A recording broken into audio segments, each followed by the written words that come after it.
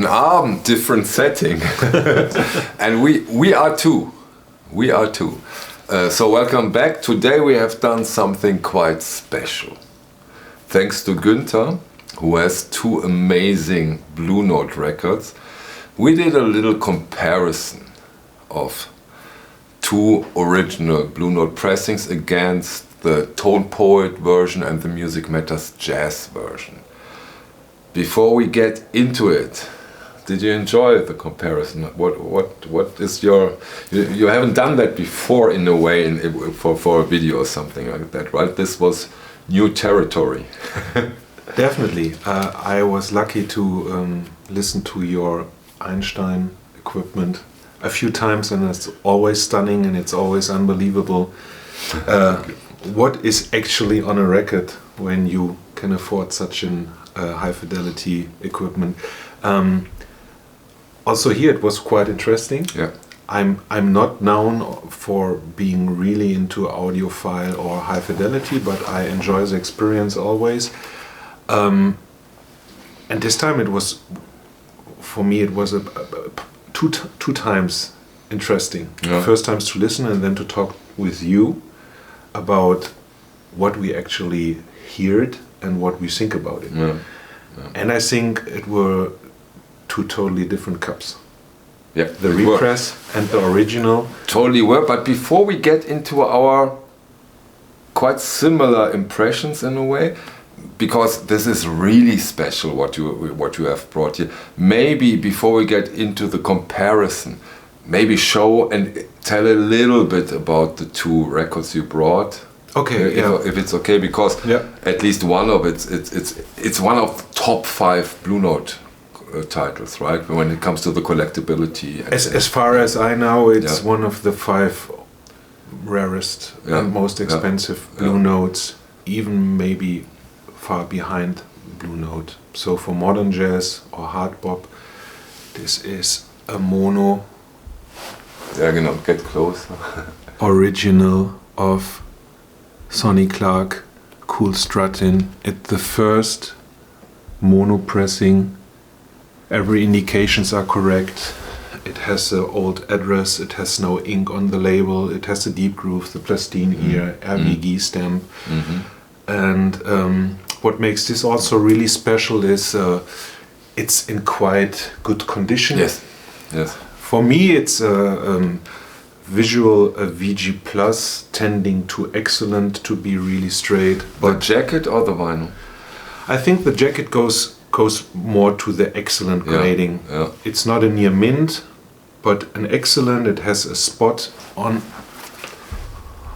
the bag. It has a little bit discoloration on the bag. Let's say it's straight. It's VG Plus top copy. Yeah, Not but that's Günther, you know, and that's what I like about you. Yeah. A lot of dealers would say this is near mint. A lot of dealers would grade this jacket as a near mint jacket. I'm quite sure. But I think this would be not correct.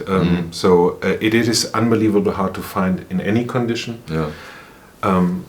You can check prices easily, and I want to talk about this, but you will know it better than us maybe when you look for this for 20 years or something. Can you also show the label on the vinyl, or show the vinyl, because you don't see that often, and I mean capturing it in a video is something cool in a way. So this is a VG Plus mono pressing. It has a deep groove, as I said. It has a correct address. This is the other side. Maybe give it a little bit closer. You can see it here. Here we go. And here we go. Yeah. Hope that worked for you. Yeah, I was able to buy a small, really interesting jazz collection. The funny thing behind this was I was called on a Sunday. Okay. And I had an agreement with my wife. This is after 3 months of working and digging, or first day to go out for eating or walking in nature or something like this. And then the call comes in like, hey, when you don't come today, tomorrow we will throw it in the bin. No. Yes. And I was like, I don't know what to expect. I have many calls and I check many collections, and mostly it's not that interesting. But the person on the other end didn't know Okay. much about it. It was not near. Mhm. But then I had the idea. Not close. You It have was to not be close. more- We had to drive Mhm. 1.5, maybe 2 hours. I can't remember right. But then I had the great idea. Maybe we can go the walk in the nature near the collection. Yeah, okay, I get it. Yeah, So you have to so- be quite sophisticated to so I was convince your wife. figuring out something, but my wife looked at me and said, "I know you better than yourself. What we're talking about?" And I said, "I have a collection, and it maybe is Yes. good, and I would love to go maybe there a little bit in the woods." Yeah, she was recognizing. Yeah, we do this. I come over there to come to a point. There were 700 records, 7 inches, 10 inches, Okay. and LPs. This was the masterpiece, but there were also quite a few really interesting modern jazz records, some free jazz, also some Dixieland, some swing. Yeah, I was really surprised about the record that showed up. Yeah, I mean, a cool Struttin, you don't see that every 25 And have in minutes. mind, Yeah. when I should have cancelled this, it was thrown away Thrown away. in the bin. It No. was cleared. Wow. Imagine that. They were moving on the Sunday, quite after me. They were moving, and everything what was left in the house would have been thrown away. So this man saved a cool Struttin original. Thanks. Yeah. Thanks for doing. And the second one was also in this collection, or? Yes, or- it's- Ah, cool. Okay. It's also Sonny Clark. Here we go again. Also a mono original. Nice. Also all indications are correct for a mono repress. You also have the original white inner sleeves inside. This is, in my opinion, even in better condition. Here I would go for a straight excellent. Yeah. This is not far from being near mint. And also very slight discoloration. It's almost white. This is wow. That's amazing. it's also not perfect. You can see it here clearer than it is actually. The camera is really good. So it's also to be really straight VG+, but I would say this is tending more to excellent. The surface of the front is super shiny. And what a jacket, right? Yeah. And I then mean, the both jackets in a way. Yeah. Both are very, very iconic Yeah. Blue Note jackets. Yeah. And of course, amazing jazz records, fantastic music. We really had fun listening. So what we do it as I usually do it. We go through the records, we compare them, we go into details, certain aspects of the records, going back and forth. This is wow. Here, this is also the mono first pressing label. You see, this is even more shiny and clearer in the surface than the other one. Sorry, this is other way around, like this. Here we go. So you have an idea what to expect. So we listen to really straight and clear copies. Yeah, and we compared them against the Music Matters Jazz 45 RPM and quite recent Tone Poet. And of course, those are stereo remaster reissues. This is of course a little bit apples and oranges, but still it's the same music, and we got an impression, I think quite valid, quite interesting impression. And your take? Let's start with the cool Struttin, or in a way we can do both in one run, right? Because the difference has been the same. Yes. Should I start? Please. Yeah.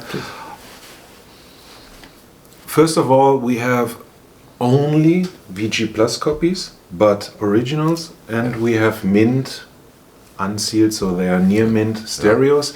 So you can expect, in my opinion, a little bit different in the groove. This groove is new. This is played a few times. They are not unplayed. So, but to be honest, these were like driving back in time. So they were in the face, a direct and warm sound. with your Einstein equipment, it was super. It was surrounded, even with mono. It was everywhere. So and still on my stereo, I Yes. still don't have the mono. Yeah.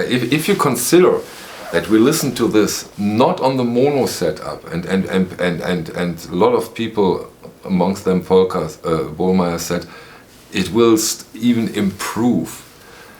That was a quite stunning and interesting impression, because it was very lively, as you said, right, huge punch into the Yes. face, very direct, and yeah, like it. You don't have them today like they are here. It's a big difference when Yes. it comes to the mastering. I was quite surprised, because when I did my Sonny Rollins saxophone Colossus comparison, where I had the Danish first, your US first on Prestige, and the analog production, it was quite a different experience. So here the difference has been larger, in the sense of that those reissues, the Tone Poet and the Music Matters Jazz, puts you in nowadays timeline in a way.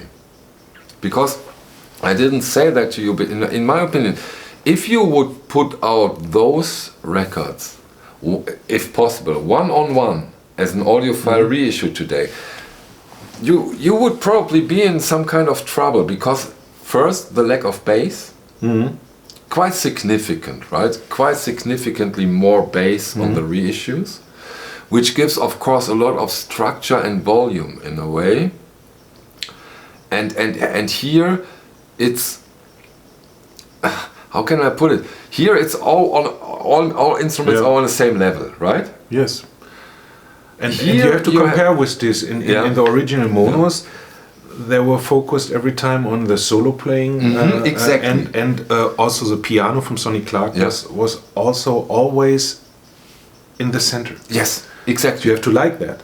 But I think this is the feeling what I have. This is what it meant to be in the late 50s, early 60s, and what they made is a direct and warm sound. I'm not really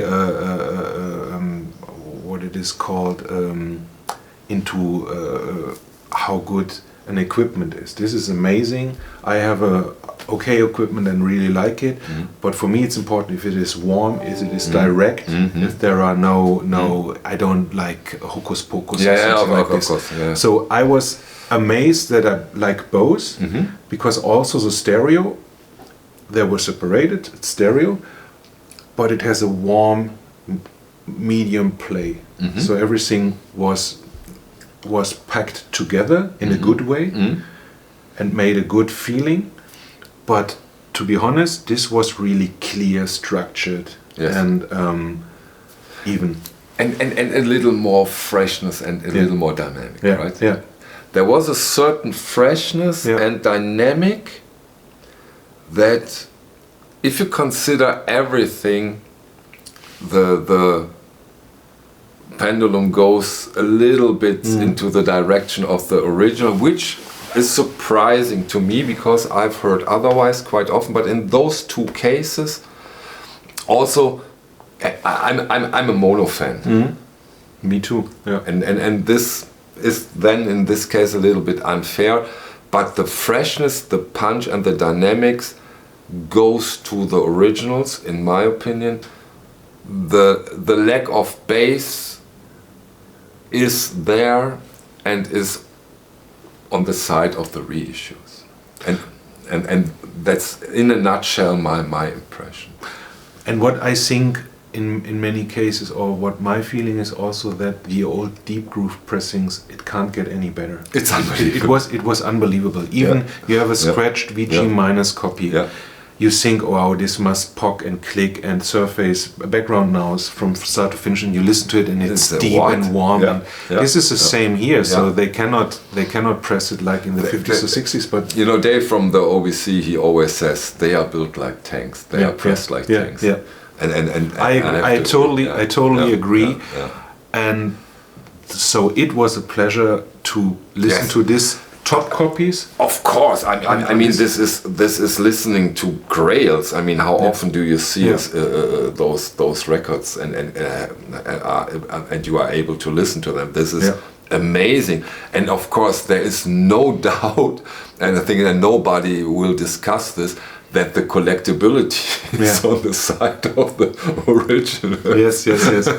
Yeah, even when you see the front cover is laminated. Yes. The back cover is made, and so wonderful. Everybody of I mean, we have those Struttin jackets here. They are nice, exactly. But for most of the collectors, they want to go back in time. Yeah. And this is I think with a lot of my customers.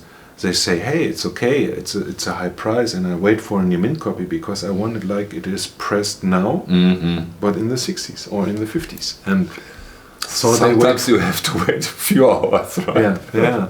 So I have also clients who will say, oh, nice copies, but not good enough for me. Okay. And I would say, okay, let's meet in 20 years or maybe, 10 years or maybe tomorrow. Maybe tomorrow. You never know. But you will have those copies at your booth in Den Bosch? Yes, definitely. They will be, when I can make a small commercial, hall number 1, store number 86. In we will Bosch. See us in Den Bosch. Yeah. We will do a live stream from its booth, and maybe they are gone then. We will see. Maybe. Not hopefully. Maybe. I get your point. Yeah. Can't wait to see you there over there. Maybe when you have the time, we also will do a pre-Den Bosch stream, right? Yes. Next week. Yeah. Thank you for inviting me. Thank you for bringing those copies and talk about them, share about them. Always welcome. I think this is a cool opportunity to make a video about those. I hope you liked it. Thank you for your time. Thank you from my side. See you soon. And now I have to stand up and go there. Okay, see you. Bye. I still sit here. Okay.